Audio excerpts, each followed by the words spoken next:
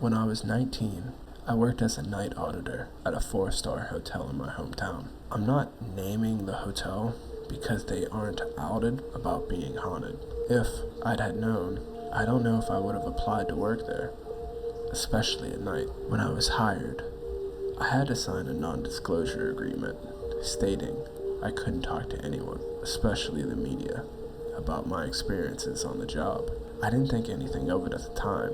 I just assumed all hotels have something like this.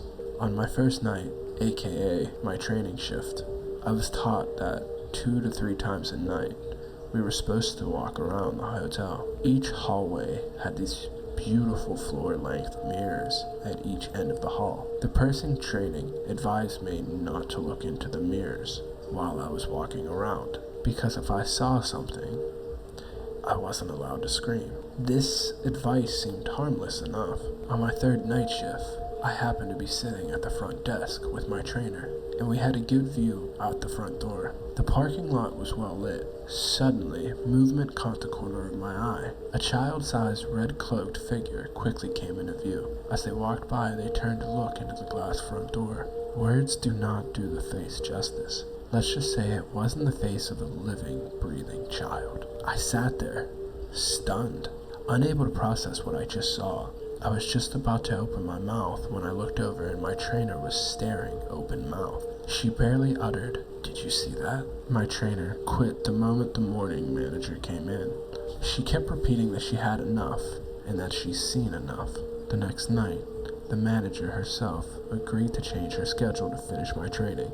We got along really well, and we started chatting casually. When I finally worked up the courage to ask her about my old trainer quitting, the manager admitted that they never kept night auditors long, and some of the more tenured day staff actually had a betting pool about how long people would last. She reluctantly went on to explain why.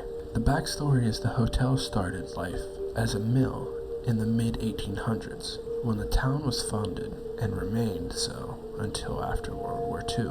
In the 1940s, there was a tragic accident where a little girl fell down the elevator shaft, and her grandfather and her dog fell to their deaths trying to save her. This was actually part of the reason the mill was shut down. It was left empty until it was turned into the hotel in the 1970s. Since then, it has been quietly plagued by numerous ghostly encounters. The owners of the hotel didn't want this advertised because they were trying to project the image of a 4-star hotel, not a haven for ghost hunters. She said that apparently the old man ghost was at peace and hadn't been encountered since the mid-90s. Aside from occasionally hearing unexplained barking noises coming from 2 specific rooms, which interestingly enough were on the top floor on either side of the original elevator shaft. The dog wasn't making many appearances either. The little girl ghost was the only one who was active. That manager, who'd been there for about 5 years, quit 3 months later when she was working late one evening and kept hearing a child's laughter. There were no children staying in the hotel.